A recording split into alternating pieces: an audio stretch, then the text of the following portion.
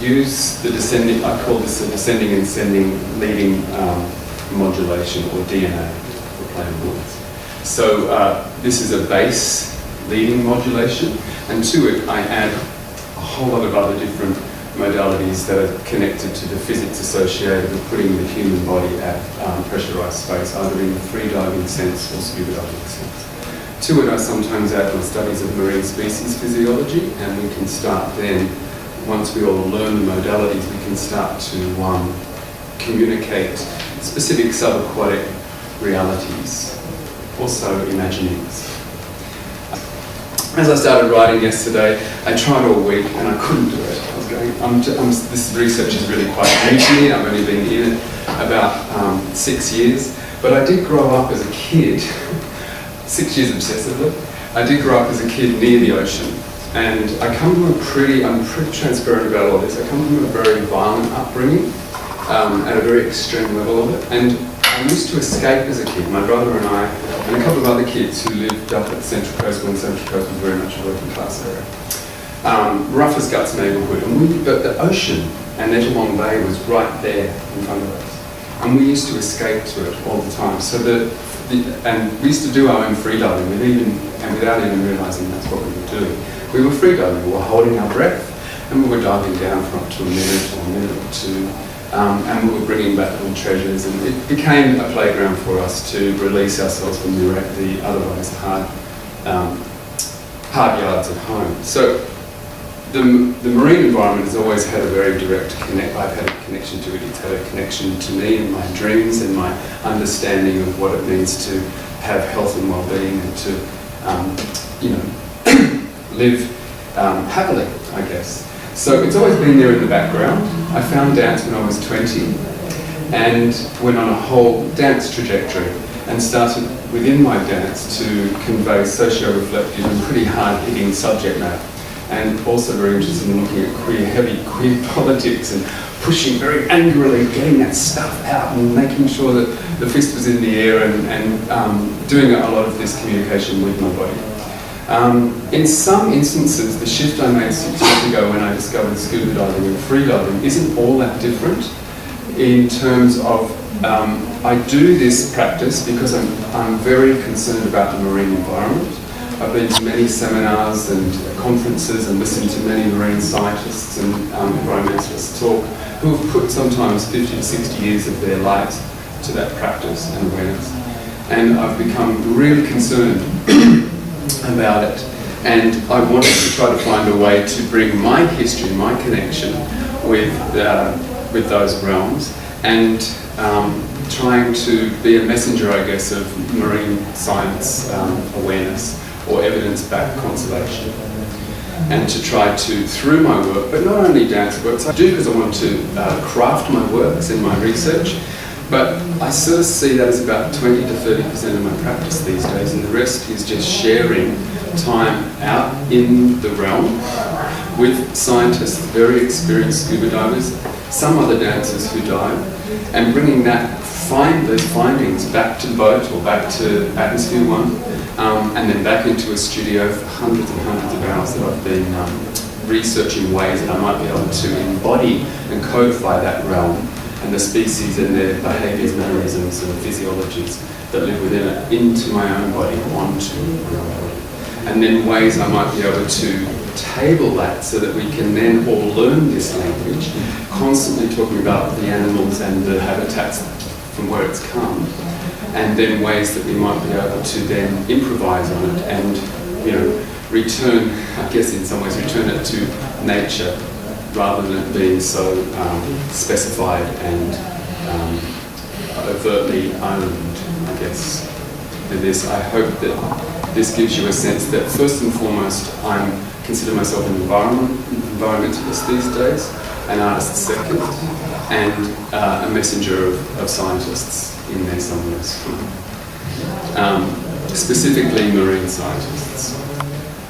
Have you ever wondered why our planet is called Earth when so much of it is so blue and so wet? I have. Have you ever wondered what might happen to our collective conscience regarding marine environments if we were to start calling our floating home planet Ocean? or planet water? I do. The deeper I dive into my movement in marine research, and the more I learn from scientists, conservationists, and at symposiums, during collaborations or one-on-one interviews about the extraordinary, complex and vital biodiversity within our vast blue inner space, the more I wonder, could renaming our planet from one associated with old ideas of the terrestrial realm to one reflective of our oceanic mass, our water world, and genetic ancestry, attune us more as a species to the myriad urgent marine environmental concerns we face into the future? If we continue living in the way we have been, then we might have no choice because the sea levels are rising. So maybe we just wait. It's estimated through oceanic geophysical research that between 75 and 80% of all oxygen comes from phytoplankton, which are tiny microscopic plants, algae, that form the basis of the marine food chain and, of course, the air we all breathe.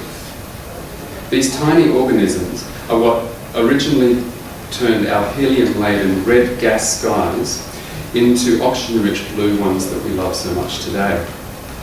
The reflection of this vast blue above reflects downward as an azure and blue-green blanket across our oceans and seas, depending on the depth and the longitude that we're standing at or swimming in.